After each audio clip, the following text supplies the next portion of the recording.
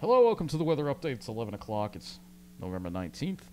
And more sunshine today, but you can see the lake effect machine still going upstate. We're not showing you that first here. You can still see, look at Buffalo. Just the south end of Buffalo has just been hammered. And this is a historic amount of snow that this area is getting upstate. You go here, you'll see hundreds of rescues. Extreme lake effect snowstorm turns deadly, shuts down travel across western New York. So this is the most significant lake effect in years. More than 6 feet of snow. And since Thursday, November 17th, Orchard Park, New York, has recorded a whopping 77 inches. And I think it's up above 80 now, actually the latest.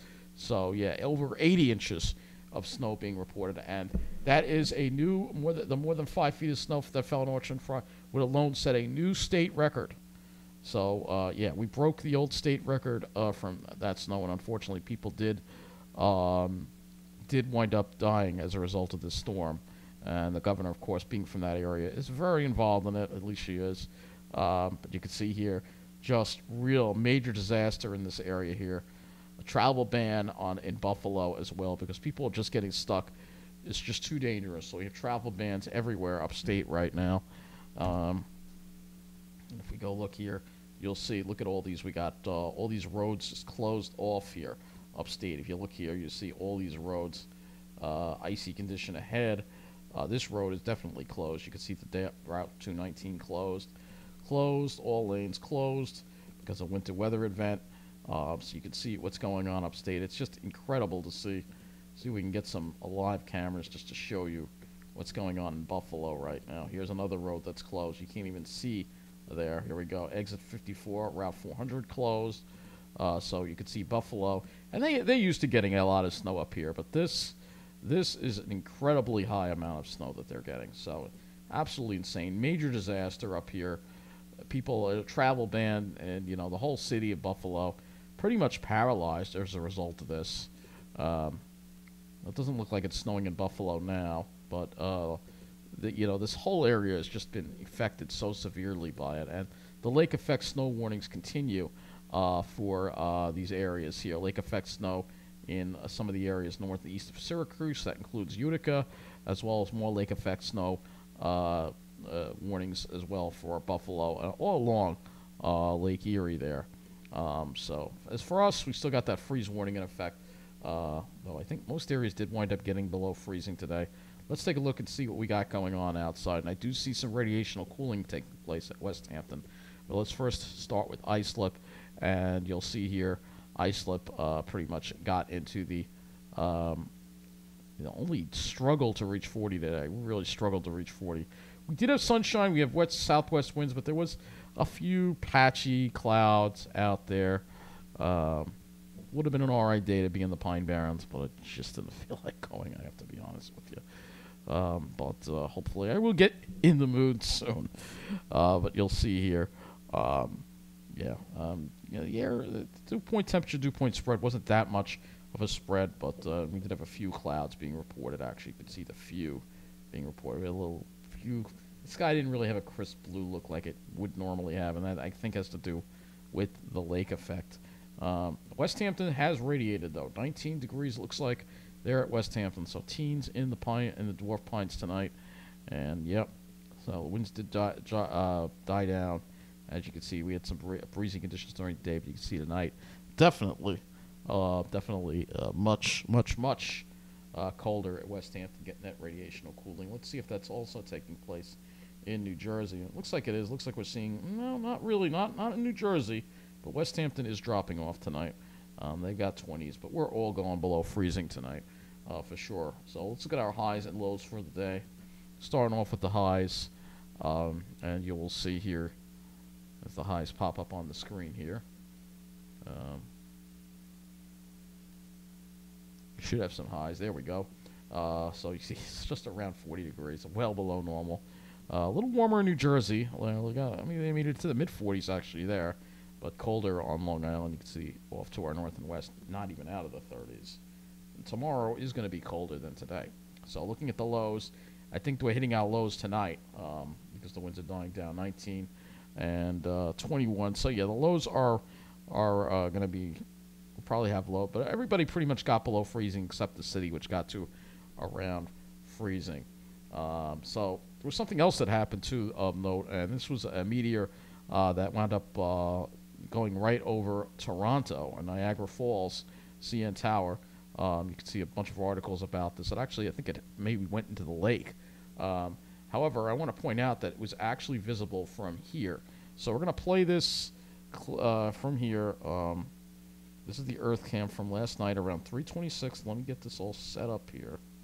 And if you look right there, there it is. All right, so right there, we'll back it up a little bit.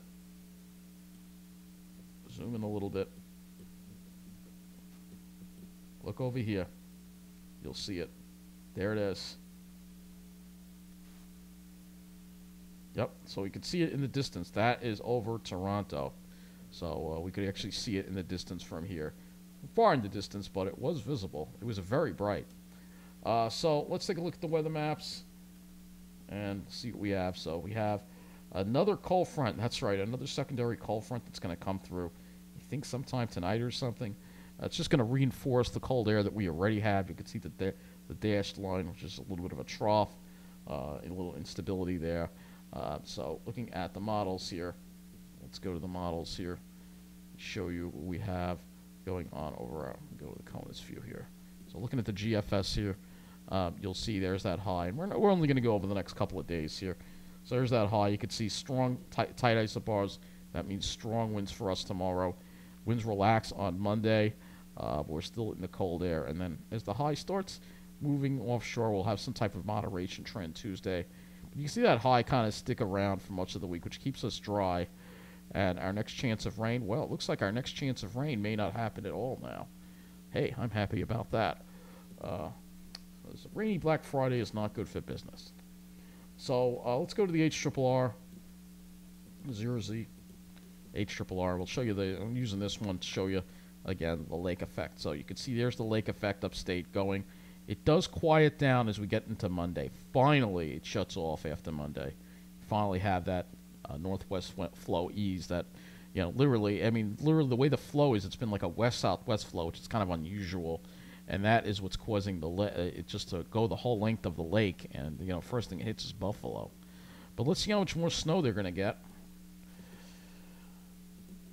Yep, could see another foot or more. Yep, it wouldn't surprise me if they get another foot or more out of this. Unbelievable. Really is unbelievable. So let's look at our dew points and winds. And as we go into tomorrow, you'll see drier air coming into the picture tomorrow, especially toward the afternoon. Even drier air, and that means even colder air. That's right, tomorrow's going to be colder.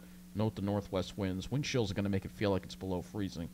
And we're still going to be in that pretty dry air on Monday. However, you'll see winds start to ease and go a little more west to southwest. Right, but that's still plenty of dry air there for you. All right. So looking at tomorrow, you'll see we're going to start off below freezing in the morning, probably upper 20s, mid to upper 20s, I think, though. Pine Barrens could be teens. When the wind picks up, though, it'll probably make the temperatures rise. And tomorrow, we're not making it out of the mid-30s. Tomorrow's going to be the coldest day of this Arctic outbreak. And for tomorrow night, we're going well down into the 20s. Low to mid-20s, I think, is a good bet, probably. So, for everybody. And the Pine Barrens, single digits could be possible. If the winds relax, we could see single digits in the Pine Barrens, or at least teens. And then for Monday, you'll still see we're still going to be pretty chilly, highs struggling to reach 40 degrees. So next we'll go to the skies. We'll just use the RGM model. And we have, again, some disagreement with that. So here's the RGM, and you will see here those clouds that we might see wind up going over part of the island there, part of Suffolk County. And we'll have to see what winds up happening with that. Maybe New Jersey won't see it, but there could be some more of that instability cloudiness. Monday, I think we have less of it. I think we'll have mostly sunny skies. And then Tuesday looks also pretty nice as well. So that's what it looks like right now. However, like I said, we have disagreements in the models. If I go and look at Ventu sky, it's much more aggressive with the clouds. And if we go here and look at the Ventu sky, you'll see. I'll go into tomorrow. You'll see it's much more aggressive with the clouds. It brings that whole lake effect plume kind of into the area. This is 10 o'clock, noon. You can see a lot, or partly sunny at this point. So we'll have to see what happens, how tomorrow turns out. We may have a lot of clouds around again. despite the very dry air. We may have to wait until Monday if we really get a mostly sunny day. We did have a mostly sunny today, however, but tomorrow is going to be colder and windier, and that wind chill is going to make it feel. Tomorrow is going to feel pretty much like a January day, so just be warned. That's going to wrap up this weather update. Thank you for watching.